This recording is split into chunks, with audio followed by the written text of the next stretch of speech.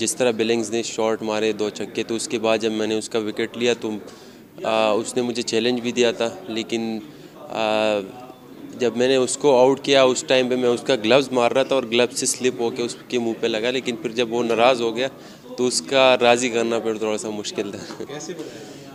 बस माफ़ कर दिया उसने होटल आके, फिर उसको पता चल गया कि चलो हम जूनियर है तो माफ़ कर दे। ज़्यादा देखिए क्रिकेट में होता ही यही है, हार जीत होता है और इस तरह टाइम हर टीम पे आ जाते हैं। तो मेरे ख्याल से अभी भी हमारे पास चांस है कि हम आगे क्वालिफाई कर सकते हैं और हम सबको बिलीव है, कप्तान को और सबको, कि इंशाल्लाह हम आगे क्वालिफाई करेंगे।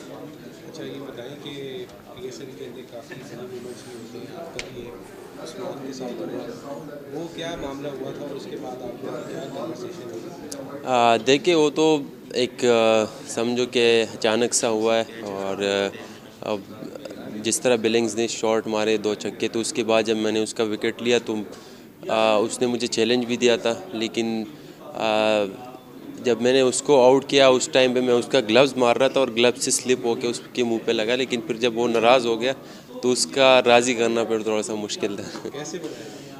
बस माफ़ कर दिया उसने होटल आके, फिर उसको पता चल गया कि चलो हम जूनियर है तो माफ़ कर दे। ज़्यादा भारी हाथ है आपका, 5 किलो का या 10 किलो का? ये तो उनसे पूछना पड़ेगा क्योंकि उसको लगी है तो उसको पता चलेगा। अच्छा, ये बताएं, नसीम आपसे बड़े हैं और किस तरह से आपका क्रिकेट का सफ़र शुरू हुआ है, और जब आपने नसीम को फेस भी किया मैचेस के अंदर तो उस टाइम भी क्या कन्वर्सेशन थी और वो किस तरह से लोग करते हैं? अच्छा, सफ़र तो यही था कि हम सारे गांव में खेलते थे इकट्ठे, और टेप बॉल से हमने स्टार्ट किया और फिर आहिस्ता आहिस्ता इधर तक पहुँचे। और मैच के दौरान जब उसने हेलमेट का इशारा कर दिया तो मुझे पता चल गया कि हेलमेट का इशारा तो इसने कर दिया, लेकिन ये करेगा नहीं हेलमेट में, क्योंकि कोई भी बॉलर आपको बता के वही बॉल नहीं करता।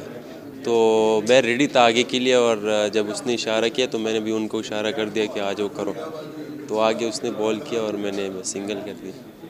अच्छा, मुल्तान के साथ आपका ये पहला सीज़न है, उससे पहले आप इस्लामाबाद यूनाइटेड के साथ हैं। कौन सी फ्रेंचाइज आपको ज़्यादा बेटर लगी है ग्रूमिंग वाइज? आपकी ग्रूमिंग कहाँ करते हैं, माहौल किसका आपको बेहतर लगा, वहाँ पर आपने ज़्यादा परेशान? देखिए पाकिस्तान की सारी टीमें एक जैसी टीमें, माहौल भी सेम है, इस तरह मुझे चेंजेस नहीं लगे, लेकिन जिस तरह मुझे पूरा सपोर्ट मिला मुल्तान की तरफ से, ओनर स्पेशली कप्तान की तरफ से और कोचेस की तरफ से, और मुझे जिस तरह गाइड किया कि आप हमारे इमर्जिंग ऐसे बॉलर कि हम आपको ऐसी जगह पे आपको बॉलिंग देंगे जहाँ पे मुश्किल टाइम हो।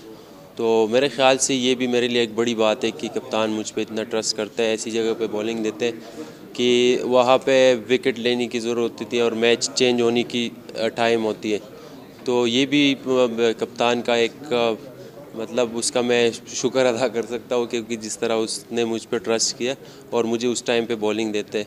और बाकी जिस तरह मैनेजमेंट का आपने बताया माहौल का, तो मेरे ख्याल से माहौल इतना चेंजेस नहीं होता, सबके एक जैसे माहौल होते हैं, तो माहौल में इतना फ़र्क नहीं है।